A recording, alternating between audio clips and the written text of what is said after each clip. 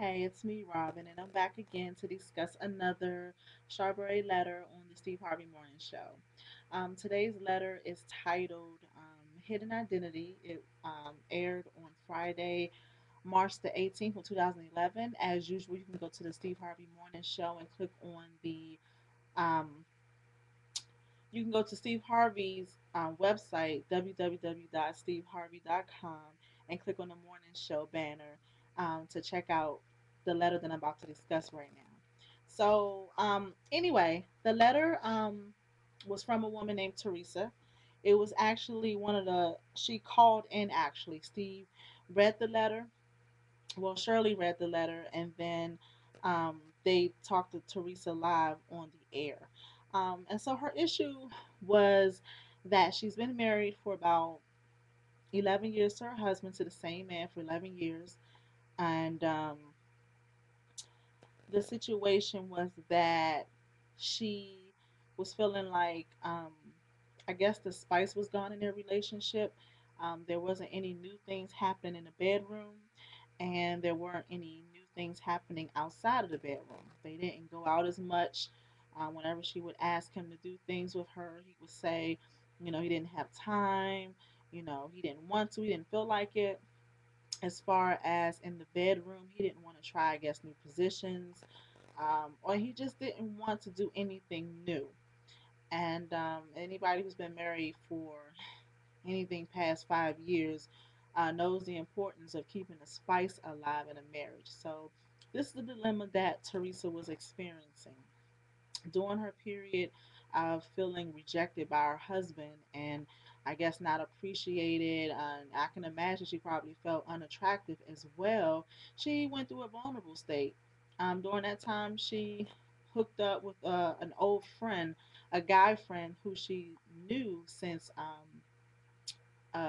grammar school. I guess that's elementary school. So she knew him since then. They didn't specify, but I'm sure they had some kind of affiliation with each other after grammar school. So pretty much they started talking. He started telling her all the right things that she wanted to hear. Some sexual tension developed between them, and pretty much she wanted to explore it. And that's a dangerous thing because she is in a marriage, but she's feeling like her husband doesn't want to do anything with her, try anything new with her, and pretty much it's getting boring, and that spice is gone. So we got a guy who's stepping back into the picture. He's probably attracted to her. She's probably attracted to him. He's telling her all the right things, telling her how beautiful she is. I'm just embellishing the letter a little bit. It didn't really say all of this, but you can just imagine the conversations that are being taken place um, behind this letter. So I'm sure they're probably talking on the phone. They may have even seen each other. So there's a lot going on to develop sexual tension. So pretty much, she wants to explore these things with this guy because she's not getting it at home. She's not happy. So the issue is, what does she do? Steve asked her if she wanted to fix her marriage. She hadn't did anything with this guy. They haven't had sex, but she has been contemplating the idea of doing it. So Steve was like, well, what do you want to do? Do you want to fix the marriage, or what are you asking us? And pretty much, she was in a confused state. She just didn't know what to do. You know, um, her husband's not listening to her demands and her needs and stuff. Yet she wants to work it out because she loves him. Then she got this man over here who wants to do any and everything to please her, and but he's not her husband. It's just someone that um, is here today, could be gone tomorrow. So she just didn't know what to do. And a point that Steve made, which I thought was a very good point he made, and I wrote it down. He said, in the beginning, men do it all. We say it all, we do it all. And that was such a profound statement because it's true. I know for a fact, you know, you meet a guy, he'll tell you all the right things. Um, and for the most part it's sincere, I believe. But I think with some guys, you know, it's a good and a bad thing because um, some men will continue doing what they tell you that they're going to do, and will continue saying the honeymoon stage of that relationship will still continue on because that person is sincere about what they're saying, whereas some other guys, after they get what they want, it diminishes. You know, the honeymoon phase is gone. So I just thought that was a very good point that Steve made, which I really hope and pray she listened to. So the advice they gave her, pretty much, Steve always comes from a spiritual point of view, which I really commend him for.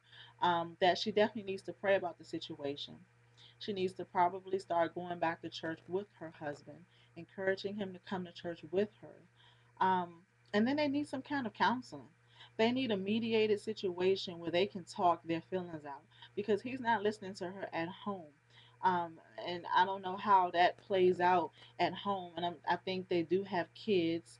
And forgive me for not reading the letter before this, but I really hope you guys will go to the website and read the letter and make your own comments and give your own advice either on the website. But I would really appreciate it if you could comment on my blog as well, and give your feedback on the situation, because I do think there are a lot of people in the world that are dealing with these kinds of situations. And I don't mean to go off, but there are a lot of people dealing with, you know, the issue of adultery and people cheating in their marriages and in their relationships, and people are just not being faithful and honest these days. And it's important that we talk about these issues so that people understand that, you know, you have to talk things out with your spouses. You have to be in tune with your mates.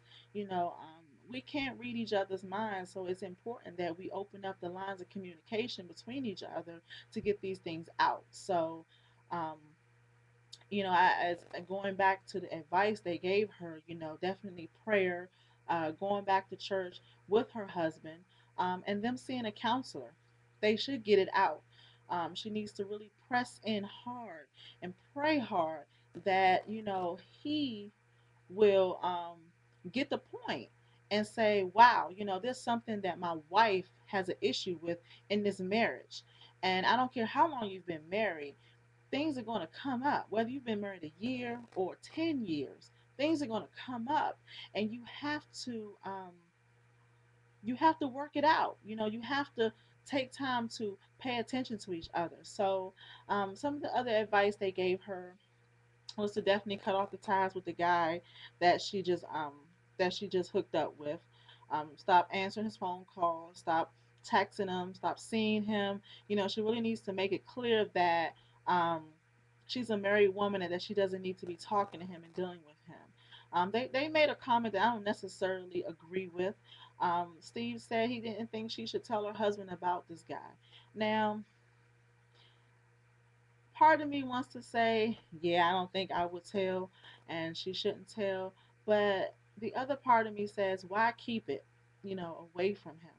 Um, she didn't do anything with this guy, but there was a thought there. You know, there was communication about it, and it could have possibly happened, but it didn't happen because she really does love her husband.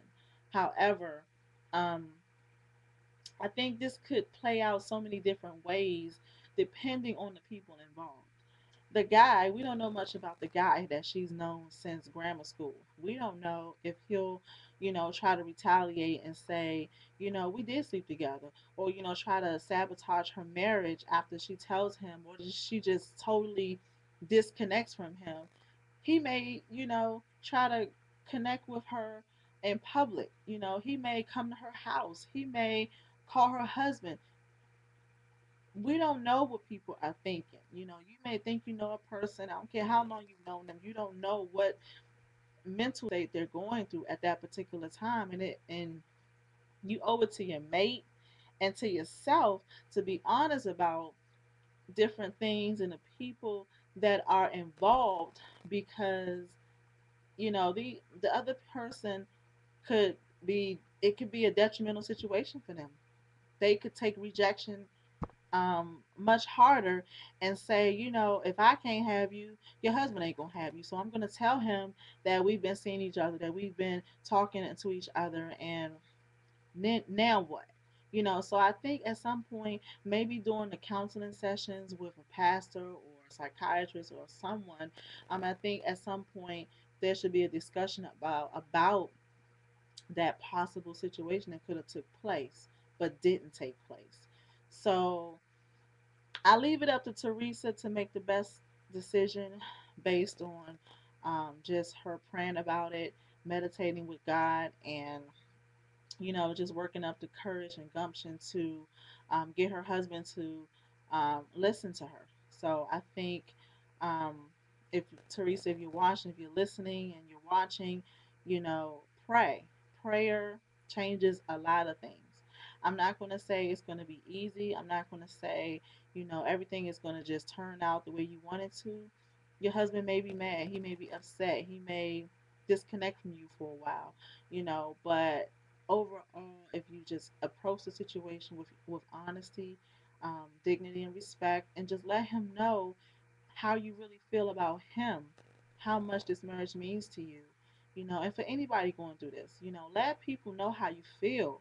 If you got to just yell it to the top of your lungs, put on a banner across the sky, let people know how you feel. Um, and please let's try to get away from cheating and entertaining adultery and all of these things that bring nobody any glory, any honor. It surely doesn't bring God any honor and glory, especially when you married a person before God. So let's do better, people. Please log in and check my blog out and comment. I look forward to hearing from you all. And until next time, peace.